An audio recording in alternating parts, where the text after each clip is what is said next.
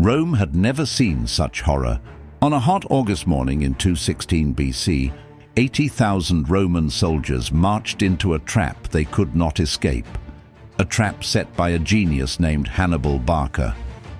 But this story isn't just about the Carthaginian mastermind. It's about two Roman consuls, Aemilius Paullus and Gaius Terentius Varro, men bound by duty, divided by pride, and doomed by fate. The year was 216 BC. Rome was reeling. Hannibal had crossed the Alps, slaughtered Roman legions at Trebia and Trasimene, and was marching through Italy unchecked. The Senate was desperate. They needed redemption, victory, and above all, vengeance. Two men were chosen as consuls, the twin pillars of Roman command. First, Lucius Aemilius Paullus, a cautious patrician, a man of reason and experience. His counterpart was Gaius Terentius Varro, a populist firebrand, a man of action who promised a swift, decisive end to the war.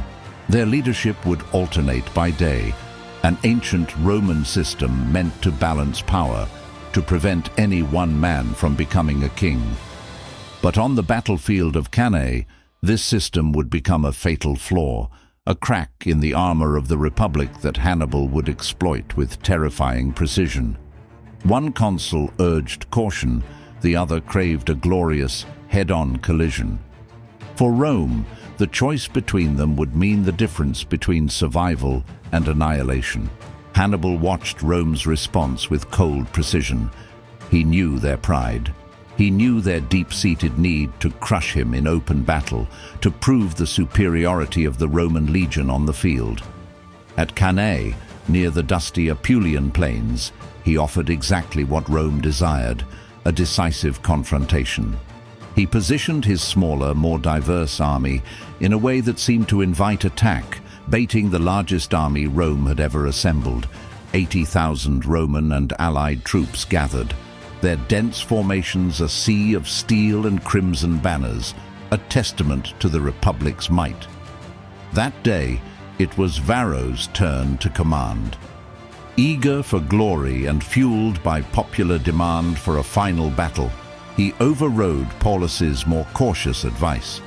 He ordered a massive direct assault, believing that the sheer weight and strength of the Roman infantry could break the Carthaginian line and end the war in a single bloody afternoon. But Hannibal had not built his line to break. He had built it to bend. The Carthaginian center, composed of his less reliable Gallic and Spanish infantry, began to fall back, just as Hannibal had planned. It looked like a retreat. The Roman legions, smelling victory, surged forward, pressing what they believed was a decisive advantage. They pushed deeper and deeper, crushing the center of Hannibal's formation. From the dust and din of battle, it seemed to Paullus and Varro that victory was at hand. The enemy was buckling beneath the relentless power of Rome. No one, not even the seasoned Paullus, saw the pattern emerging. The subtle crescent curve forming in Hannibal's line, the deliberate withdrawal that was drawing them inward, step by fatal step. They were not breaking the enemy. They were being guided into the jaws of death. They did not see the mastermind's trap, not until it closed around them.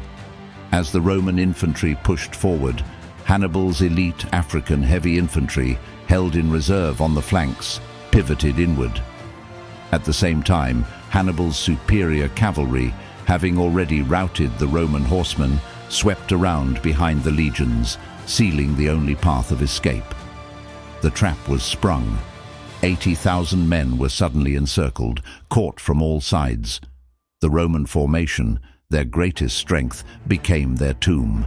They were crushed so tightly together that soldiers could not even lift their arms to swing their swords. The air filled with dust, blood, and the dying cries of a nation's pride. In that terrible moment, the consuls, they had not been commanding a glorious victory.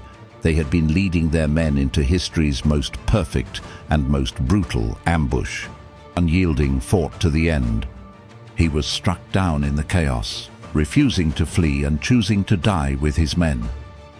Varro, however, managed to escape with a handful of survivors, forever marked by the disgrace of the day he led Rome to its darkest hour.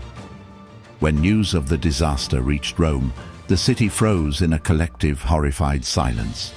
The names of an estimated 45,000 dead soldiers, including dozens of senators and high-ranking officials, echoed through the forum. The city plunged into mourning. Senators wore black. Mothers shaved their heads in a public display of grief. Public rituals were suspended. Rome had never suffered such a catastrophic loss, yet in this moment of utter despair, it showed its most profound resolve. There was no surrender. There were no negotiations. The Senate strictly forbade the word peace. Instead, Rome vowed to fight on, to endure, and to one day avenge the fallen. They immediately began raising new legions, drawing from every class of society, even freeing slaves to serve. The spirit of the Republic, though battered and bleeding, refused to break. The fates of the two consuls became a defining part of the legend. Paullus was immortalized as a martyr, remembered as the noble, cautious hero, a man of wisdom doomed by another's arrogance. His memory was honored, his sacrifice a symbol of true Roman virtue. Varro, the man who had survived, was initially despised. Many expected him to be executed or exiled for his catastrophic failure. Yet, in a remarkable display of political pragmatism, the Senate did something extraordinary. When Varro returned to Rome, shame-faced and broken, a delegation of senators met him. They officially thanked him, not for victory, but for surviving, and for refusing to abandon the Republic's cause in its darkest hour. This act of mercy was not forgiveness. It was a powerful statement. It demonstrated that even in ruin, the institutions of Rome endured. The Republic was greater than any single man's failure, and its survival was paramount. The Battle of Cannae would haunt Rome for generations, a deep wound, but also a profound lesson. From its ashes rose a new generation of commanders, men like Scipio Africanus, who obsessively studied Hannibal's tactics not to fear them, but to master and eventually surpass them. It was these men who would one day take the fight to Carthage and destroy it completely. But for the consuls of 216 BC, their legacies were forever carved in tragedy. Two men, one lionized in death, the other shamed in life, forever bound together by Rome's darkest day. The battle was a stark reminder that pride precedes a fall, and that true strength is not found in avoiding defeat, but in how one rises from it.